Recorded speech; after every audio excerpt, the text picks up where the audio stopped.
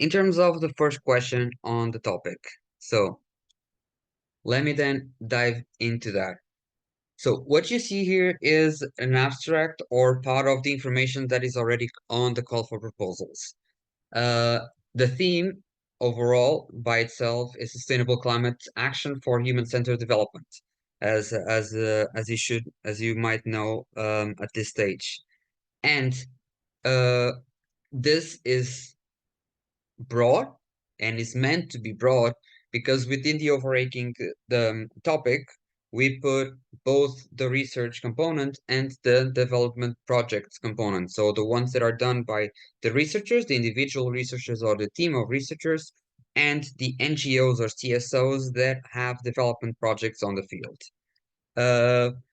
On the ORD in particular, we want to have projects that have an ultimate impact or will provide additional information to advance the amount of knowledge that currently exists within this that humanizes or better yet complements the different aspects of it all.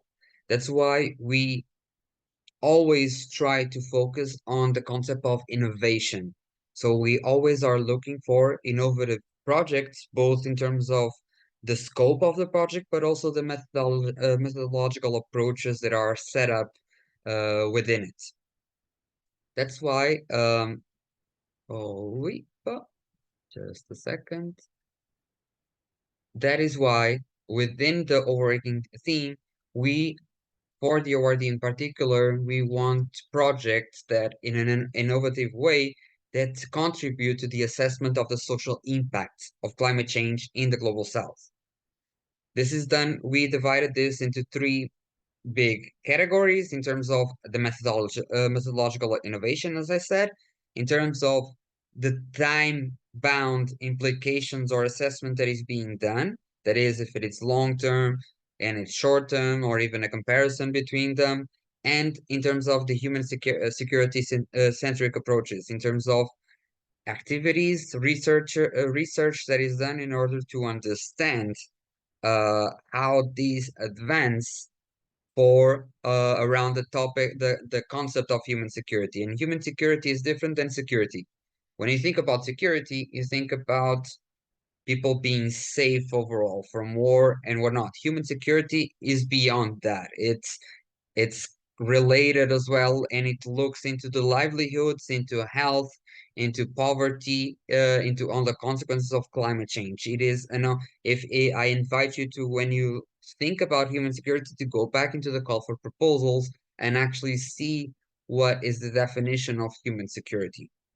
And what we're trying to do is then what we want to value and what will be praised at the final stage is one that addresses these three sections. So it is innovative from a methodological point of view. It does have a goal of looking into long-term and short-term impacts and or combined even, and that ultimately looks around or revolves around the evolution of human security framework. So to make the environment, the health, well-being of the individual, the target groups, to be better, or because we want projects out of the ORD will have at the bare minimum, as an output is a research article.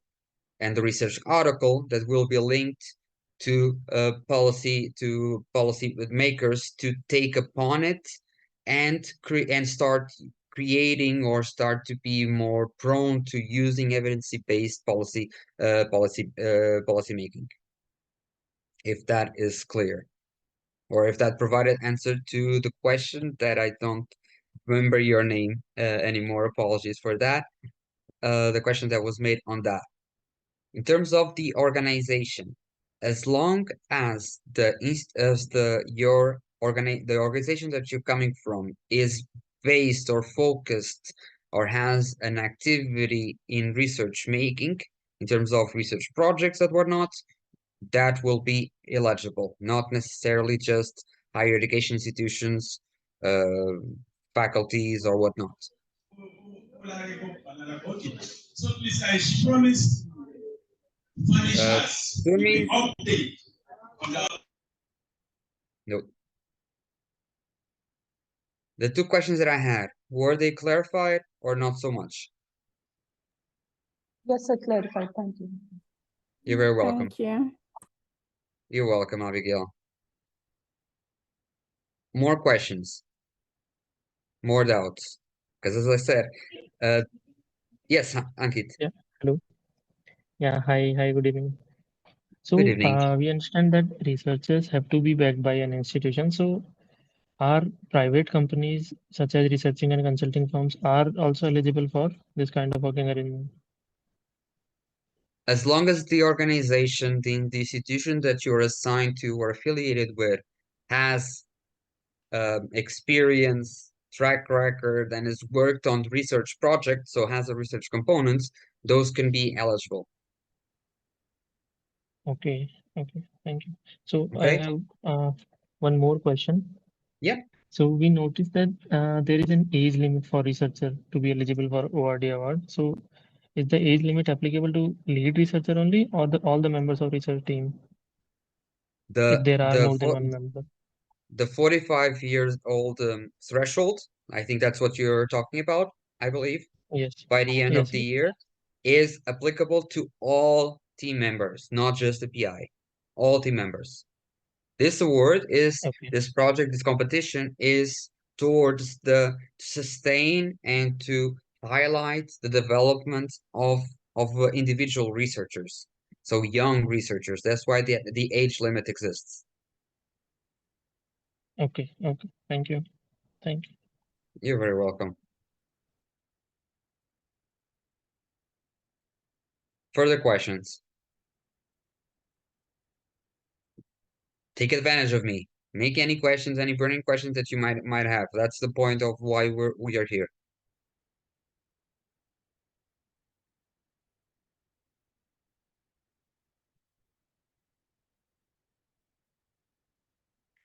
It's not effective if you don't have questions.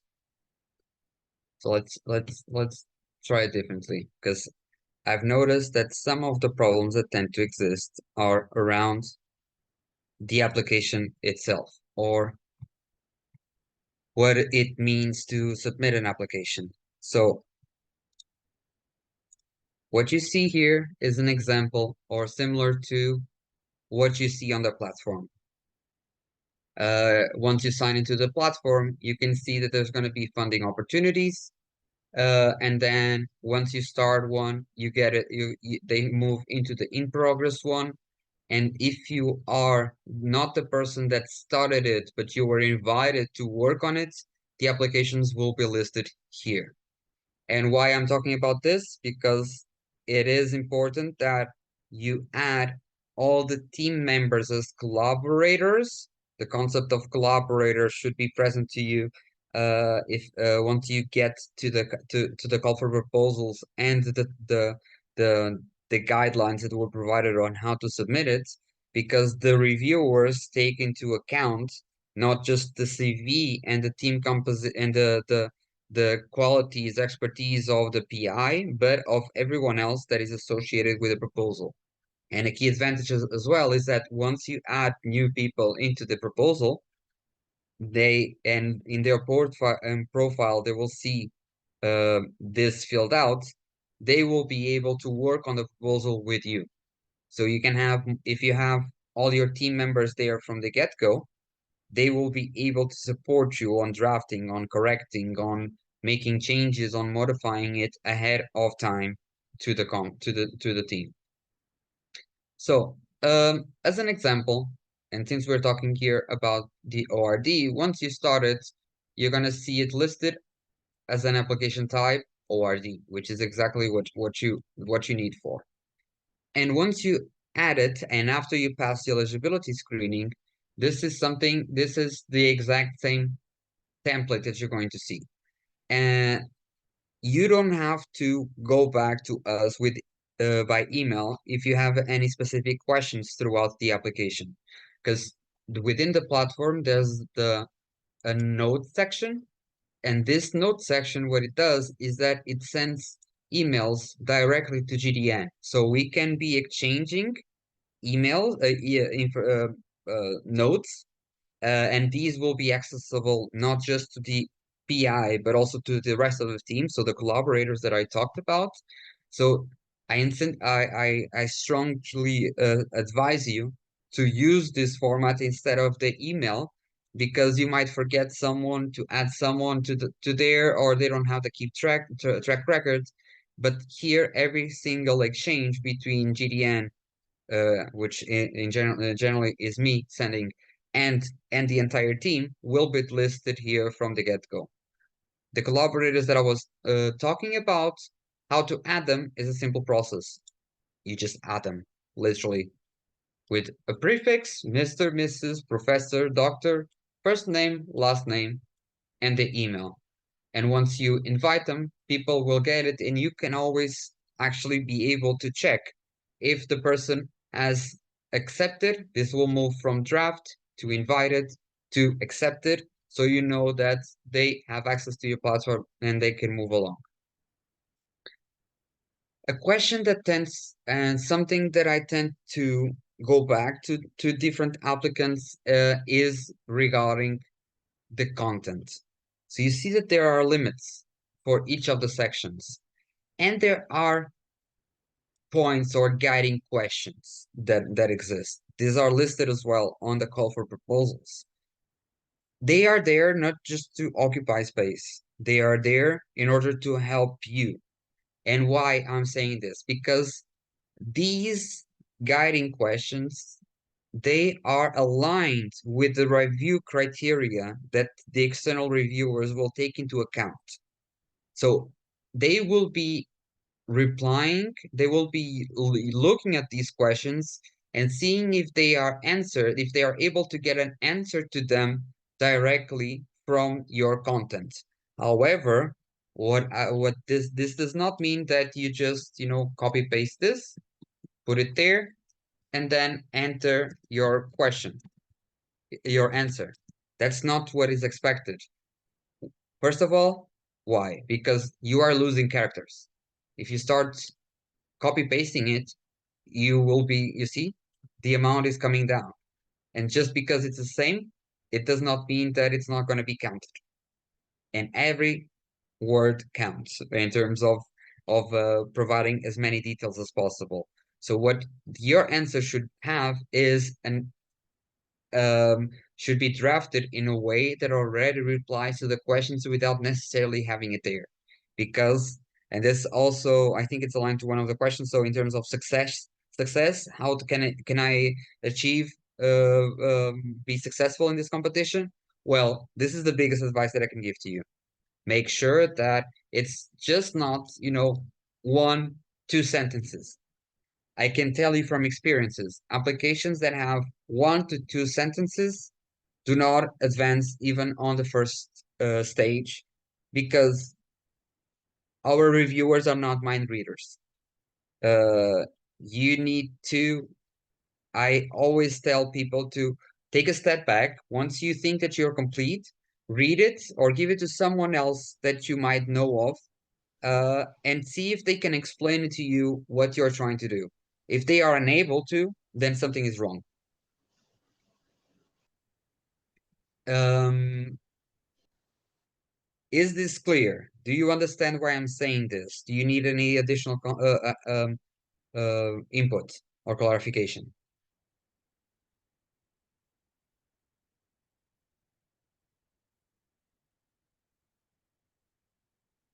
I'm gonna take that as a no. So I think that's clear for me. thank you, Abigail. Thank you so much. Take notes. Another thing that tends to happen. Don't tell me here on this question on the budget narrative, the budget is cost effective and just let it done. That's not the point. It's a budget narrative. It is meant for us to be able to understand, why, as an example, why is a big percentage of it dedicated to staff? to pay to pay for human resources? Why is there maybe like 20%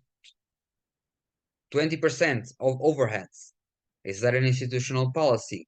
You need to explain in detail or up to 300 words why you made the budget that you made, because they will be assessing the cost effectiveness, the cost rationale, and the point of having the staff to having that sort of staff, and justify it why even you're proposing to spend 20% on tablets or 20% on a computer, because the question raises, so your institution cannot provide that to you?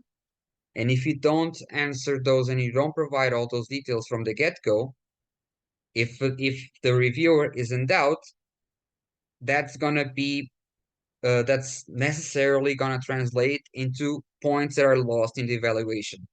And in many cases, 1 point makes the difference between advancing or not advancing from one stage to the other. Before you reach to this stage, you need to fill a quiz in terms of eligibility. And before you actually submit, you need to reconfirm certain aspects of it that you are completely compliant. And this is very important, because if it is found throughout any stage of the way, even after the finals, even after the jury decides that you are to be awarded, that the team members, are, one of them actually is above 45 years old, your award will be uh, uh, withdrawn. If it is found that the proposal is actually not original, was actually someone else from the institution that did it, but he was 45 years old, above 45 years old, so you found the mechanism inside in order for it to not be done. That will emerge eventually. Your award will be withdrawn, and any funds provided to you must be returned. Um, if we found that it was plagiarism, and within this we consider self-plagiarism, so you cannot be, it is all good for, it is fine for you to quote some parts and to you to reference them, but we go through, whenever the call ends, we go through a black scan in terms of all the reports, and if it is found that a considerable amount of content is copy pasted from other proposals, from research articles and whatnot, even if it is from yourself, that's considered plagiarism. That will be a reason for exclusion as well. So I'm basically trying to bring the biggest points that caused issues in the past. Questions, doubts, concerns about what I just said, or about anything else that might be popping in your mind?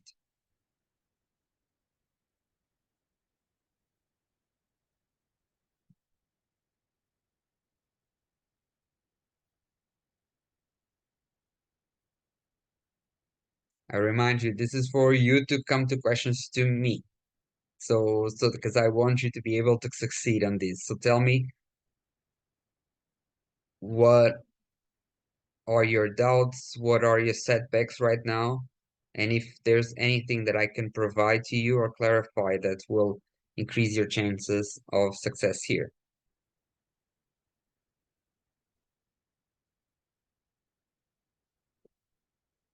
Otherwise, I'll turn the table. So, Joanta, can you turn your mic on and tell me where do you stand right now on the competition?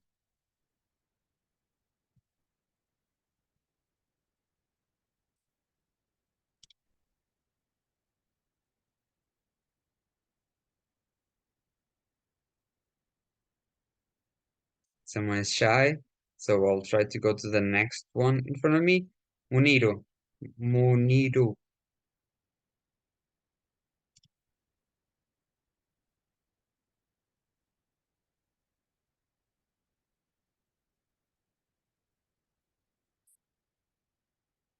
Sakina?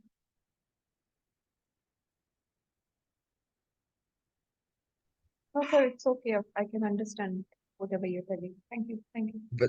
But you can you tell me where do you stand on the competition? Where have you started it? Have you started an application? Are you just about to start it? Are you trying to get a grip of what it's expected?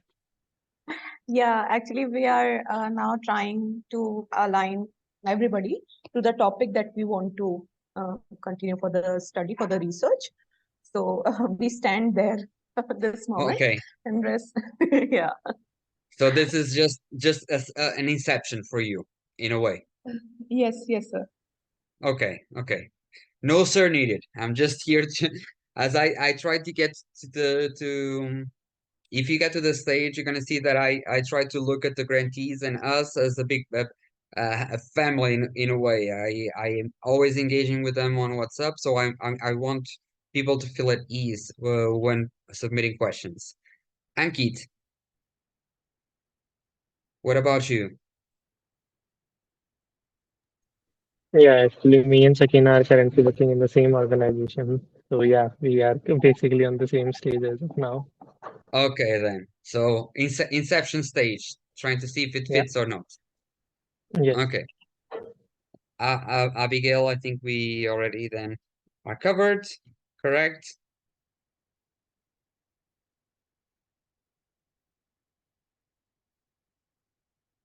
Vikrant,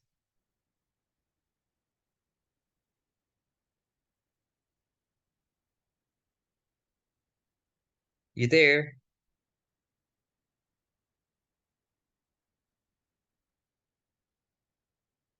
I'm sorry, is it Bedika that is on the same team as Ankit? Or did I mistaken? Hi, hi. I wanted to ask what is the maximum team strength to apply for the competition? The maximum team, so the amount of people that can be part of the team, Yeah, yes. there is no limit. There is no limit as long as how can I put this perfectly? What we assess is the feasibility and the composition of the team to successfully implement the project. The only point that I make here is that you don't necessarily make a correlation between the amount of people and the amount of resources that you're going to allocate within the grant for said team. You know, just do not try to think of I'm gonna have 10 team members in order for me to submit a project that is basically 40,000 out of the 50,000 to be allocated for staff. If if I if you understand. understand what I mean. I understand. Okay, great. Thank you. You're very welcome. Tunmis, maybe I'm mispronouncing it a lot. Yep, Tomishe Johnson. Yeah, Johnson. Okay. It's good. Yeah. Thank you. I think our organization is more focused on the grant application MID, not the research bit. So I'm waiting for the. We have we have one here. Okay then. So I was not sure if we had someone from the MIDP or not, but we can go Yeah, through I the joined. MIDP as well. It's Yes, perfectly fine. yes. So I'm gonna I take started the here. application already. You have the application ready. Okay, I'm not gonna I enter started your application. the application. Yeah, Okay. but I got to a point where it's saying if I want to save the draft, it keeps saying error and takes me back to log in again repeatedly. That was yesterday. So I kept on filling the questionnaires, and at the point of saving, it tells me that it's invalid. The section of uploading as our CSC corporate certificate means of proof of being able to receive fund in foreign fund. So it's not saving. It keeps on taking me back and back and back. Okay. So it's good that you make that thing. Generally, whenever that thing happens is normally associated with two reasons. One is the type the the browser that you're using, Firefox, Chrome, Edge, or whatnot. I tend to use Firefox or Chrome. Chrome is my preference. But whenever that happens, you know that you try to log in and it keeps asking you for the CAPTCHA code or whatnot, or it is, ensure that you don't have the platform open in more than one tab or more than one browser with the same user. Because if it does, that's a security measure that the system has in order to make it compliant. So you can only have one tab open at the same time. So ensure that you're not having more than one open simultaneously. Okay? If it's still getting that sort of error when uploading things, please make sure that you are respecting the size of the attachment. Because what happens is that sometimes there's an instruction there saying this attachment cannot be uh, bigger than X 2 megabytes or whatnot, or it has to be PDF, and people keep trying to upload an Excel file or a file that is 4 megabytes, and then it's a never-ending cycle. However, what I suggest, as I said before, is that if you reach that stage, just send me a note, use the note function to come back to GDN so that we can go and look specifically into your proposal and try to assist you on something that is applicable to you. However, do not use this sort of interactions in order to come back to us and ask, oh, by the way, do you think does this fit the profile of the competition in terms of research or in terms of development projects? Those, what we can reply is in terms of eligibility, and we will not be doing that every single day. So, because if you ask us about something in terms of fitting into the theme and whatnot, you are basically asking us to take the role of reviewer. So, and that is something that we cannot do. Basically, I'll be putting you forward to the call for proposals and examples from the past. Just keep that present within you. Okay, that's really clear. Thank you. So can I ask another question? Yes, please go ahead. Okay, the second question I would love to ask is, I know one of the eligibility criteria is that the project should have started by June 2023. Yes. Yes. So the project I'm currently working on, I just want to confirm the eligibility. We started in March 2023, but Mhm. it's a pilot and it ended in April. So it's not ongoing. Is that going to be supported? We have done a pilot in March 2023, but it's not an If ongoing project. if it was a pilot, so it was already implemented, right? So you had tested. Yes, So therefore, it is not a new idea. What the yes, point here is that this competition does not fund new projects, testing new okay, ideas. That project was already tested. Probably what you faced is that you lacked the financial resources in order to continue it further. That's why you are applying here, I yes, assume. that's correct. Yeah, Just make sure okay. to say that exactly, so that so that the reviewers understand the rationale behind it. Oh, got it, got it. Okay, and Thank the you. same goes to you and to everyone else. Do not make assumptions. Take advantage of the space that you have available on the form to make it clear for everyone that will be looking at from an external point of view. Okay, we got it going. So we have more questions. Let me turn back. Vikram, any further points that came across your mind?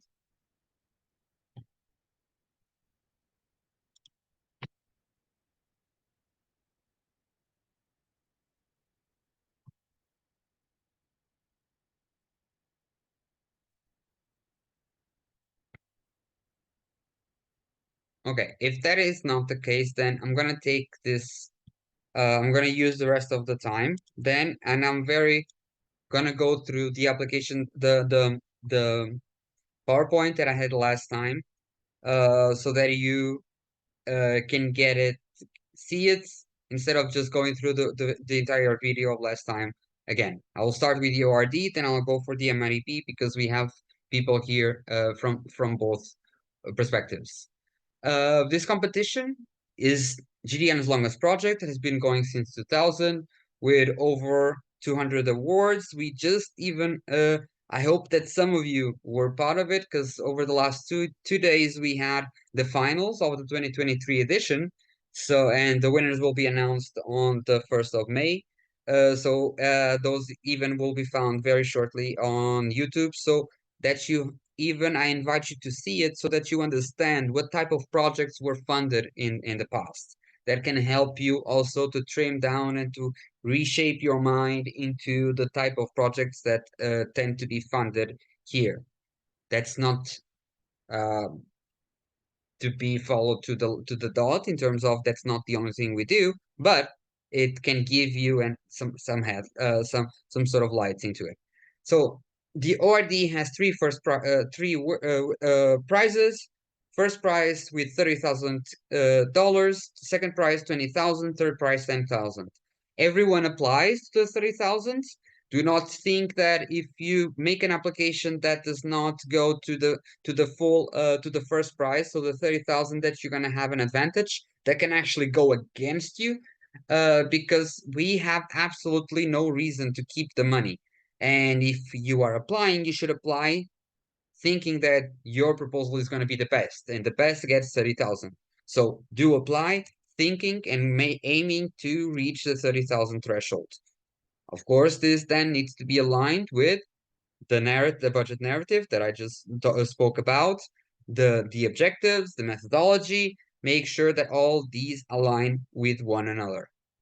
The project has always been very generally supported by the Ministry of Finance, the government of Japan. That's why it's called the Japanese Award for Outstanding Research and Development, with the World Bank being the intermediate or the one that actually leads the funds that are provided from the Japanese ODA. The topic, we've gone through it. The countries, they're here listed. You're gonna have access to this PowerPoint, but generally LMICs, so the Global South in general. If projects are, if you have projects all from the same country and or tied up, the criteria of differentiation is gonna be those that are coming from low income countries, or if there's a gender perspective. The eligibility starts above all with the country, moves along to the age of team members. The funding cannot be duplicated between different sources. Make sure that you are not part of one of the bilateral organizations that work in similar fields or were part of GDN or its regional projects. If you were previously engaged with GDN, the proposal, the project set forth cannot be had not been previously funded or being currently funded, and ORD winners, past ORD winners or finalists cannot apply with the same proposal, but generally that's not a problem because the theme changes every year, and winners need at least 3 years and before they actually apply again. But I don't recognize any of the names here, so I don't think that's the case. Note the plagiarism that I spoke about, including the self-plagiarism, because those will be excluded at any stage of the way.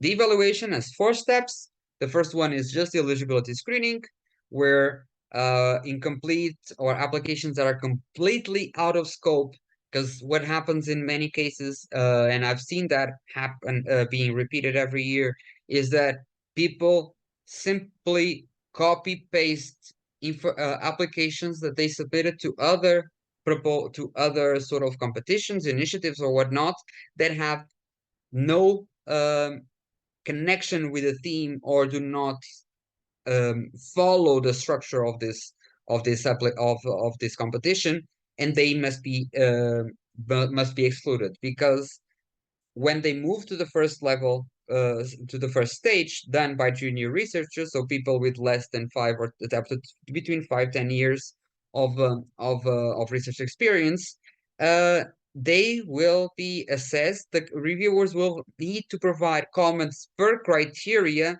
and those comments are provided to the applicants, regardless if they move along to the second stage or not. And these people are going to be generalists. The junior researchers tend to be generalists, but they should not be forced or be allowed to review a project that has nothing to do with the competition at hand. So the ones that advance to the second stage, they have between 1 week or 2 weeks, I don't recall now from heart, but that it's on the call for proposals, to revise their application as they wish, following the comments that they were received, though it is not mandatory to make any changes. You might get comments from generalists, these junior researchers, and you don't agree, or you think that they might not be entirely correct because they are not experts, but still keep in mind that they are people with experience on the research fields. So maybe their comments are coming due to some lack of clarity on your end. So you might even not agree with the comments, but you might understand that the comments are coming because maybe you need to revise how you are presenting it. So that is always a very important thing to keep in mind.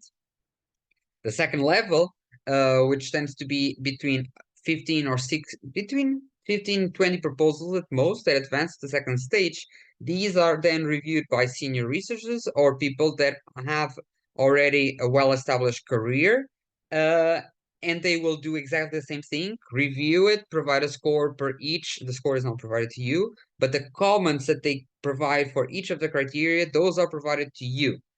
And these are provided to you regardless of you advancing, of you being selected as one of the 3 finalists, or being excluded, so that you can take those comments and work further on the proposal for any other initiative within GDN or outside of GDN, because we want this opportunity, even if you don't succeed, to at least get some from it. The 3 finalists have again an opportunity to revise it based on the comments, and before the actual presentation to the jury, they go through a comms training.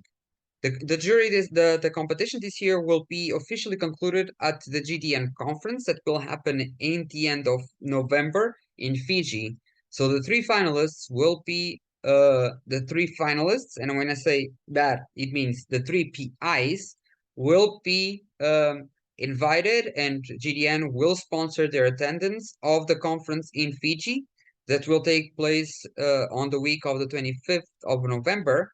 And before the conference actually takes place, they will be provided with a comms training where the PowerPoint will be revised, where you will have mock presentations, and basically you will be trained on public speaking so that you all have the same level or the same opportunity success rate, because we understand that some people are more at ease on doing presentations, on speaking in public, so we want to put everyone on to level up the playing field.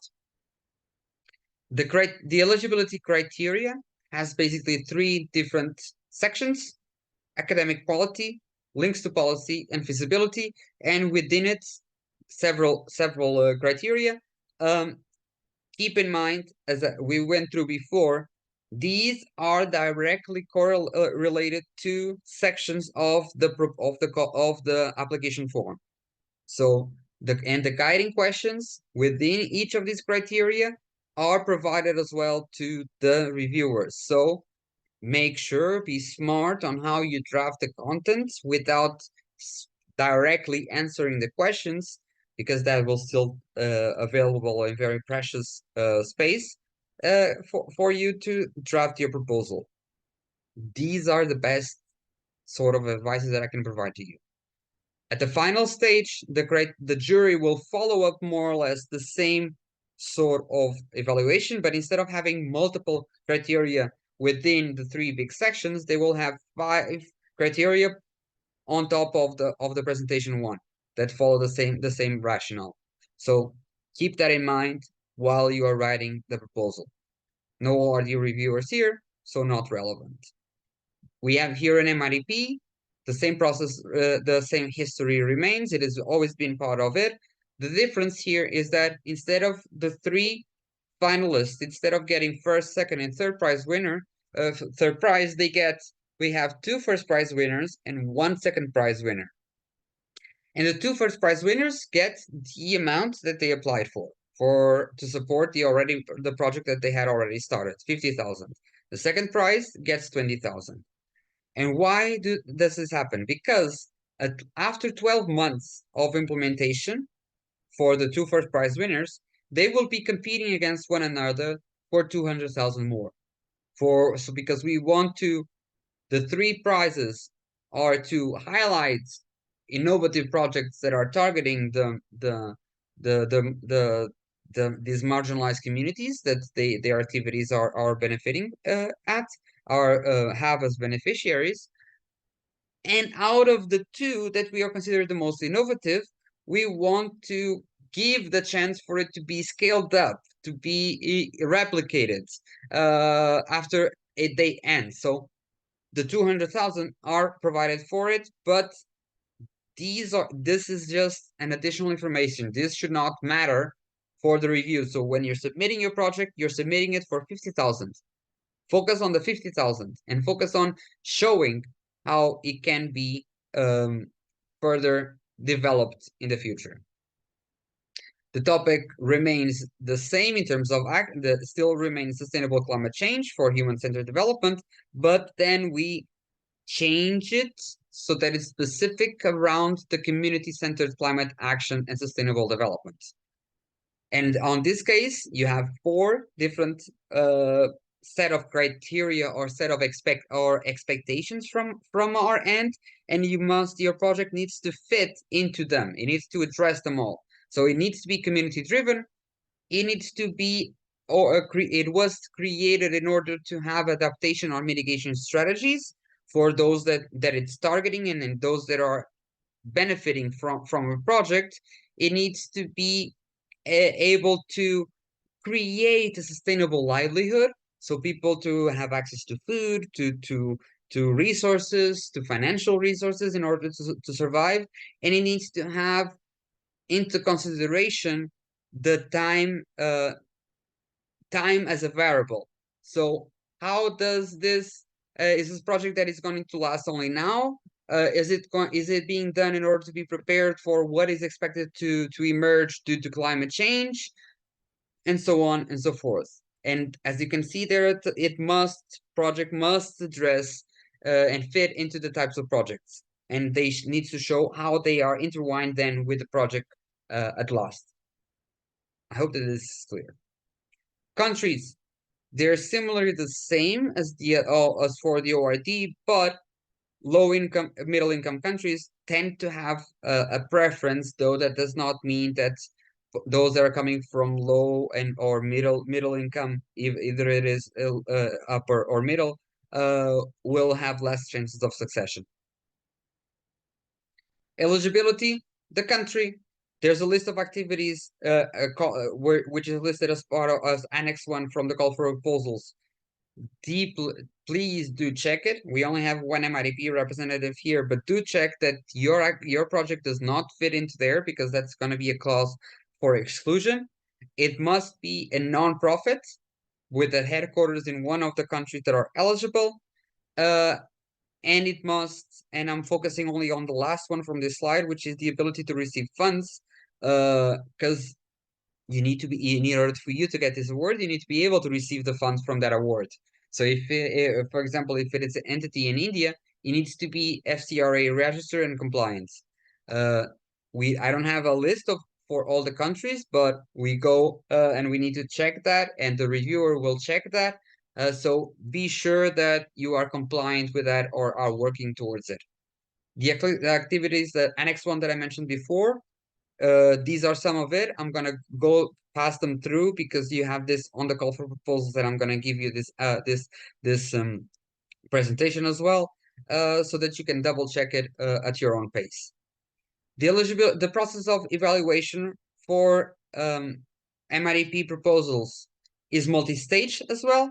The main difference is that it does not have an opportunity for improvement from stage to stage. What happens is that there are interviews throughout it. So we do the eligibility screening at GDN, 30 proposals at most go to the desk review, and I strongly advise you to have a look at the call for projects or the MREP call, because it justifies there and it indicates which sections of the application will be reviewed at each stage. Because the desk review, there will be no interaction between the applicants and the external reviewer. He will only assess the information that is provided on the application. Then when from the desk review to the business review, there is a short list. So out of the 30, only 10 will advance to the business review. And from the business review, there's going to be some additional information, some exchanges between the reviewer and the applicant. And from the business review to the due diligence stage, there's going to be only 6 will advance. And out of the 6, the 3 will emerge that will go for the environmental and safeguard screening. So do look into the call, do follow the instructions there, do see how the evaluation will take place, so that you're not surprised and that you're ready to engage with the reviewers within the timeline that was provided there. Because if the reviewer does not have answers from you within that timeline, unfortunately, you will be excluded as well, because they will not have additional content to process their evaluation.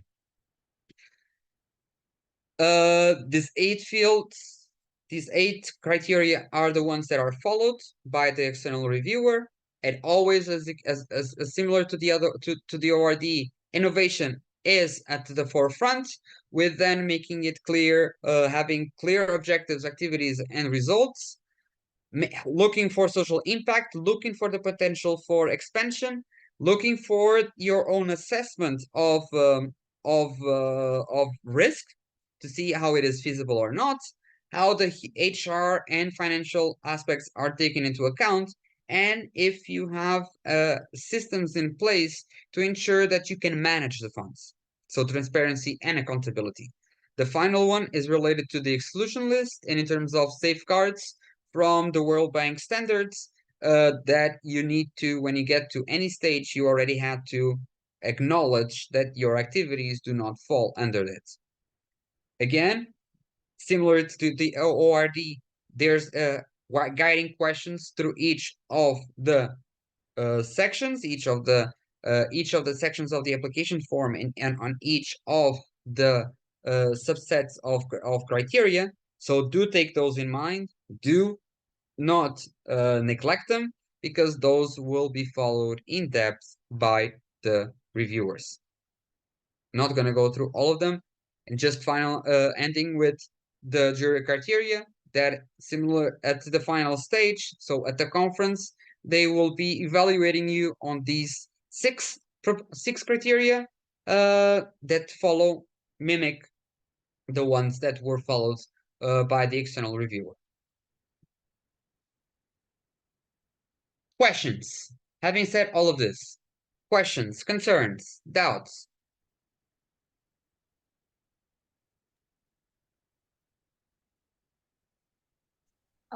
Can you hear me? Yes. Okay, like I already told you that we are at the inception stage, that is ideation, and we're trying to develop a concept. So that means that ORD award will help us kickstart our research. So in addition to being our sole source of funding, so are we eligible? I don't understand. So what do you mean, are you eligible because it's a sole source of funding? Of course. I'm trying to say we are not already on board with the project. So we are no. just ORD, right? You're talking about Yeah, ORD. ORD. Yes, sir. Yes, sir. ORD. ORD is to fund new and innovative research projects. So the MIDP is the one that needs to be a project already on the ground. So Okay. it's Thank it's you. different things.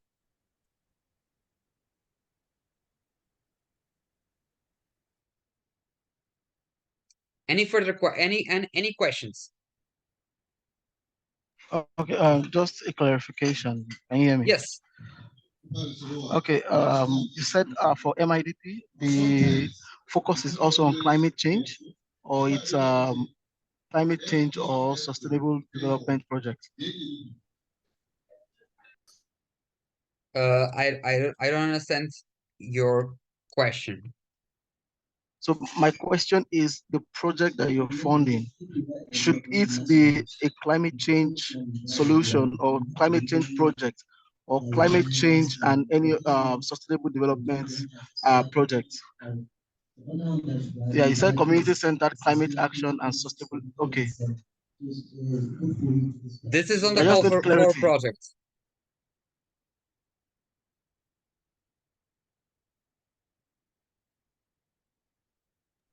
Okay, and sustainable development project. Okay.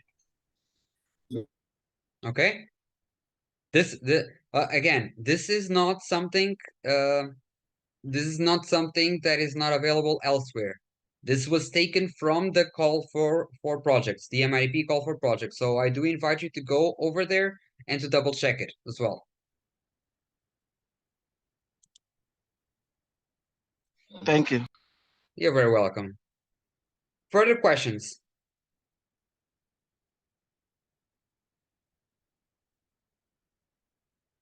Because if you don't have questions and there's I will let you go, because this is this was created as well for us to hear from you what were the questions, provide some tips and tricks.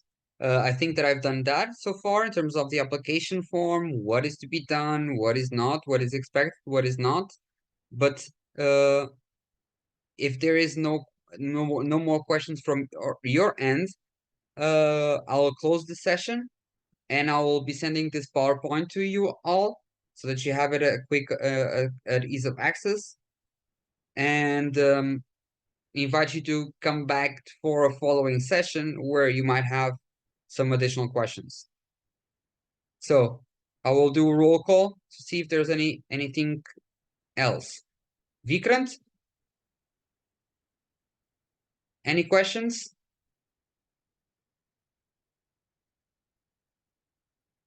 None from my Juan, hand. not from your end, Tunis. Thanks so much. Sakina, any further questions?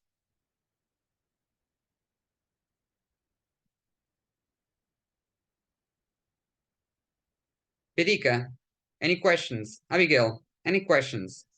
No. Not from my end. Thank you. Thank you. Ankit, any questions? Muniri, any questions? No, thank you, Alvin. Muniru, no questions as well?